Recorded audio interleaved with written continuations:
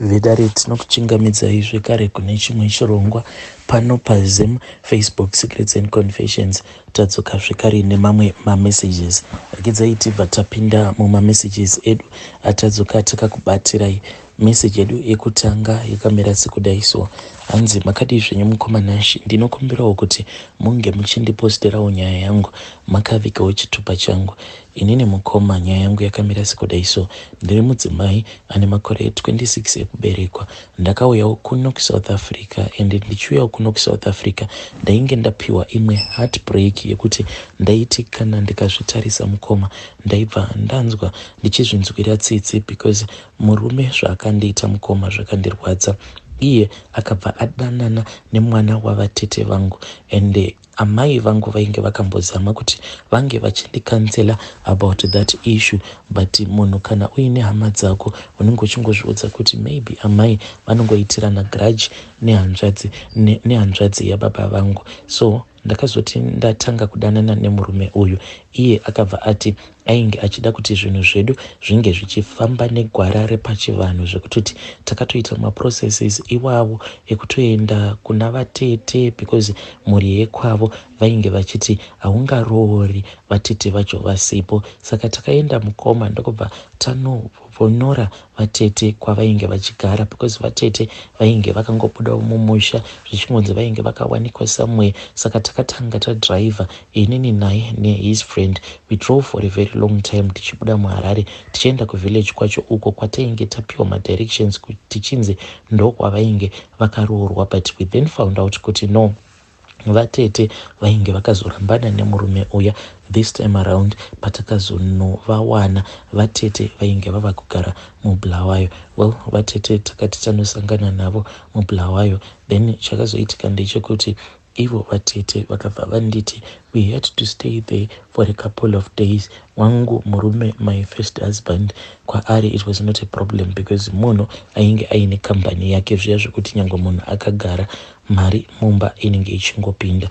Well, what we then did ndezvekuti takazogara kuBulawayo kuya kumba kwavatete, but mwoyo wangu was not settled down at all because mwana wavatete mukomanashi ndakangokaruka ndasanganidzana naye maziso achinyemwerera zvezvo zvekuti iye nemurume wangu vainge vasanganidzana maziso, then iye ndokubva asmaila. Just when she was about like kumuchonya murume wangu ndopandakabva ndamuona ndokubva angotanga kungoseka zvake like semunhu ainge achingoseka, but hazvina kundibata zvakanaka. Anyway, I chose to ignore. So takabva tatanga kuronga nyaya dzemarooro ndokubva vazobvunza murume wangu, ende pavakabvunza murume wangu painge patori nevanhu vakawanda like mamwe madzisawira avo vatete tainge takangogara mudining. Saka vakabva vazobvunza murume wangu kuti saka iye bhajeti yake yaainge ainayo, bhajeti yake panguva yacho iyoyo ainge aine bhajeti yemari. Saka iye akabva ati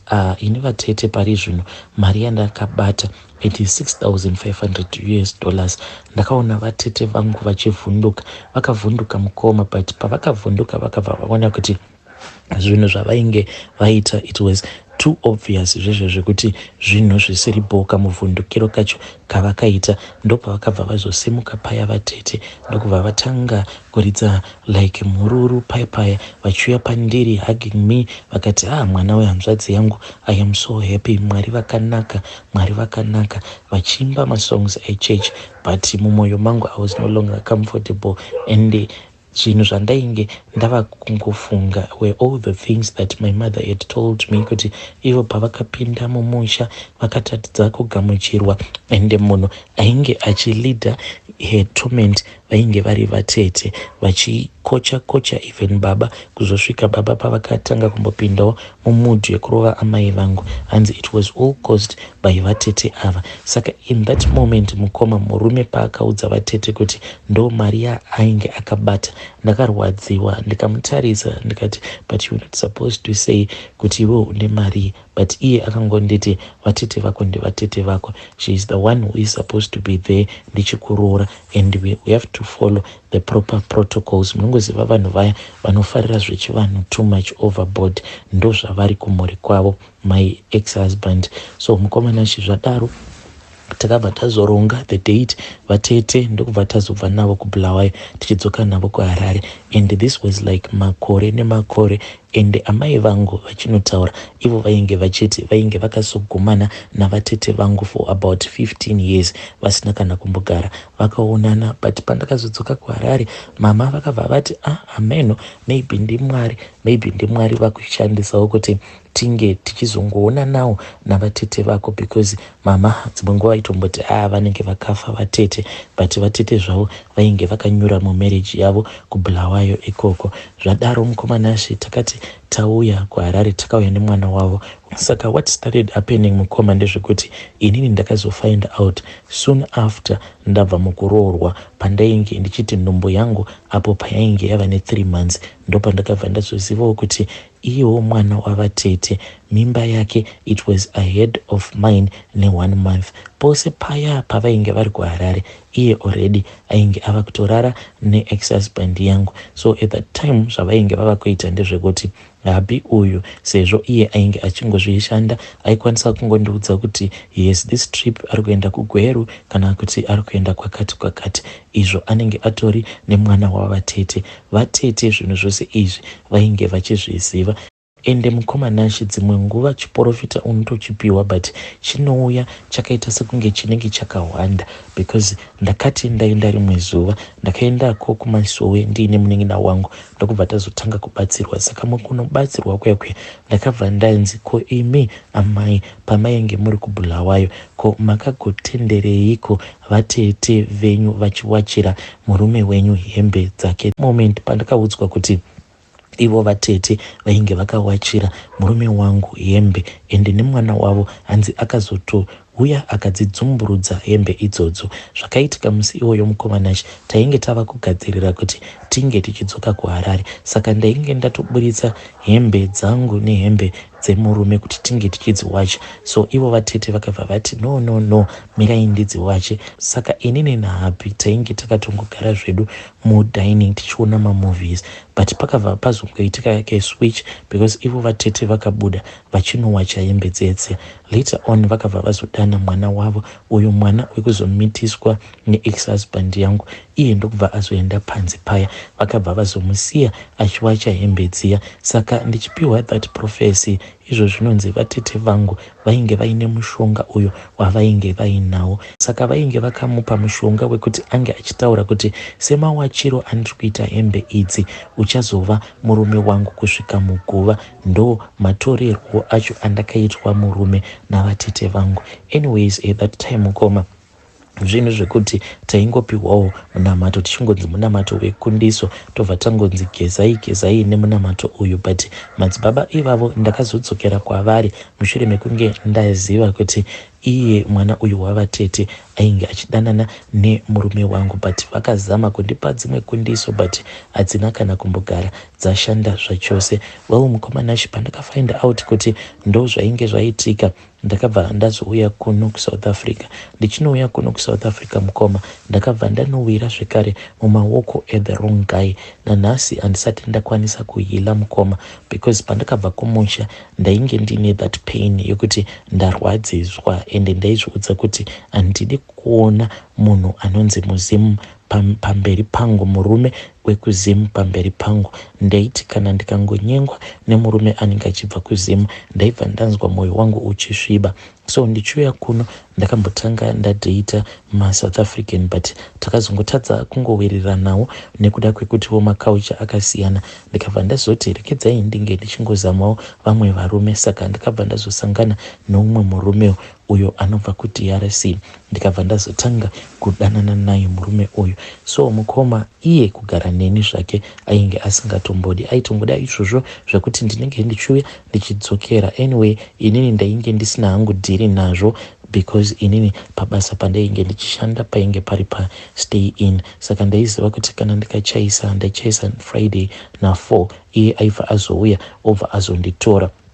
So mukomanashi pane pamwe paakazotadza kuuya kuzonditora, ndikabva ndazongoita zvangu Uber. Ndakati ndaita Uber yangu ndobva ndazoenda. Saka ndakati ndichingonosvika pacomplex apo paainge achigara panguva yacho iyoyo, sevanhu vekutongoti security ainge achitongondiziva kuti ndini mukadzi wemuchinda uyu. Iyewo aitofungidzira kuti neniwo ndinobva kuDRC. Saka akabva atongondimhoresa paya ndokubva atondivhurira gate.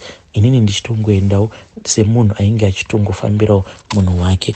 Ndakati ndichinopinda muapartment ndakabva ndanzwa kuti mubedroom pane zvainge zvichiitika imomo, like munhu ainge achiimba. So ndakabva ndatanga kufamba ndichienda kubedroom kuya.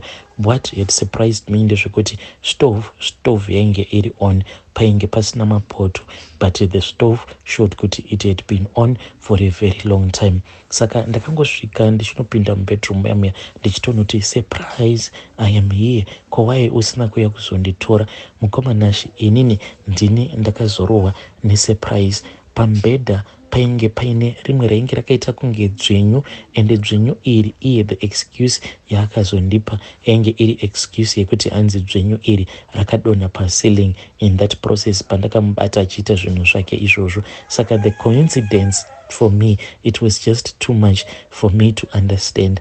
Dzvenyu iri ndakariona rakarelaxa zvaro pambedha. Iye manje the deed that he was doing ndo rakabva razondishoka, because iye ainge akabata poto kudaro mukoma ainge akaburitsa sikarudzi yake, ende akaburitsa sikarudzi yake kudaro ainge achiifambisa pamusoro pepoto kudai, achiifambisa pamusoro pepoto. From there on ndo pandakazongopinda ndichiti surprise, ndokubva akandira poto kwakadaro uku. The guy ndakamubvunza kuti what was the meaning of the things that he was doing, because each and every time ndaiti kana ndiri kumba kwake iye aimeka sure kuti iye ndiye anondibikira, ndiye anondiitira zvose, inini ndaisatendedzwa kana kubata anything. Saka ndikamubvunza kuti what is the meaning of what was happening and what was going on. Iye excuse yaakandipa mukoma kuzosvika tichizonorambana, akandipa excuse yekuti hanzi ainge achizama kundipa hanzi mushonga wekuti inini ndinge ndichizongoramba ndichimuda like mupfuwira, achiti ndinotya kukuluza, saka ndanga ndichizama kukupa mupfuwira. Ndikabva ndati how come iwewe neni tinodanana, saka zvekuzotanga kushandisirana mishonga zvapinda papi? Saka murume uyu ndakati ndamubata achiita zvose izvo zvaainge achiita. Ndakabva ndamubvunza kuti saka what is the meaning of everything that you were doing? Iye akabva ati ndanga ndichizama kungoti mwoyo wako unge uchingonamira pamwoyo wangu. Ndakapopota mukoma ndikati ingawani ndinokuda, ndakambokuchita, ndakambokuitira anything that is bad, saka why wafunga kuti unge uchishandisa mushonga, unge uchindishandisira mushonga? What if ukandishandisira mushonga ndobva ndasvika pakukanganwa mwana wangu? But the guy ainge achingoti zviri normal, kana uchida munhu unokwanisa kungomushandisira mishonga. But mukoma inini I doubt kuti zvaainge achindiitira kwainge kuri kundishandisira mushonga welove. Zvimwe kuda painge paine zvimwe zvinhu zvaainge achitongoitira hake. Ndakatomuona mukoma akatoburitsa sikarudzi yake iyi akatoinanganisa papoto. Zvimwe kuda ainge atobva mukuitira weti mupoto imomo, akazoti apedza kubika ndokubva ati uya tidye. Mukoma ndakaramba. Then the next morning ndakabva ndakomuti I'm going back to work. Akamboti haungamboendi nekuti unozondiramba, but lucky enough boss vangu vainge vanditumidzira message vakati uya kubasa. Ndikabva ndamuti we'll discuss about this issue when I return back from work. I never returned mukoma. Asi chimwe chinhu chinondistressa manje ndechekuti inini pandakabuda ndainge ndiine dzimwe hembe dzangu, zvimwe zvipfeko zvangu zvemukati zvandakangosiya, because ndaiziva kuti maweekends ndinenge ndiinaye, saka ndokwaigara dzimwe hembe dzangu. Even dzimwe hembe dzandainge ndakatotengera mwana wangu ndakangodzisiya kuapartment kwake ikoko. Saka at that time ndakambogara for a long time ndichingozviudza kuti that guy I don't want to see him. Saka ndakazombodzokera at the beginning of this year, ndakadzokera kuapartment kwacho kuya kucomplex kwaainge achigara. Ndikabva ndabvunza the security guard kuti the guy achiri kugarapo here. Ndikabva ndanzi no, akazomove out a very long time ago. Saka zvinhu zvokuti zvinongogara zvichingondipa stress kuti zvose izvo zvakaitika mukoma, zvokuti ndakabata munhu akaburitsa sikarudzi yake achiita sekunge ari kuda kukonzonga zvinhu zvaainge achibika, akazonditi mupfuwira apa hembe dzangu worst of all ndakadzisiya ikoko. Ndinongogara ndiine stress and I am losing weight nekuda kwekuti ndiri kungogara ndichingozvibvunza mibvunzo yakasiyana siyana kuti saka munhu uyu let's say kana akadzokera kunyika kwavo, kana atori munhu anofarira zvokushandisa mishonga, what if kana kuri kunzi akaenda akanondishandisira mishonga kana kunozonoshandisira mwana wangu mishonga, mwana wangu obva azotongofa. I am just asking for advice kuti situation yangu iyi, is it a situation yekuti there is no need yekuti ndinge ndichingozvikuvadza nekufunga, or should I start praying so that murume uyu kana kuri kunzi ane zvaanenge achida kuzoita neni in the future, Mwari vanokwanisa kuzondirwira. Please ndibatsireiwo nekufunga vanhu vaMwari. Hey, vedare ndo message iyo yandakatumidzirwa ichibva kuna vanzvadzi vedu. Zvakangoma zvaveduwe. Hanzi ndakaona muchinda wangu akaburitsa nhengo yake. Hanzi akaburitsa nhengo yake achita kunge ari kukonzonga mumhepo kudai. Pandakamuti surprise, iye akabva akandira chipoto kwakadaroko. Akabva ati ndakandichingozama kuti mwoyo wako unge uchinamira pandiri. Hey, kana wanga uri iwewe wasangana nepartner yako ichidaro unoita sei? Unongozviudza kuti rudo here kana kuti what will you do? Let us talk about it in the comment section.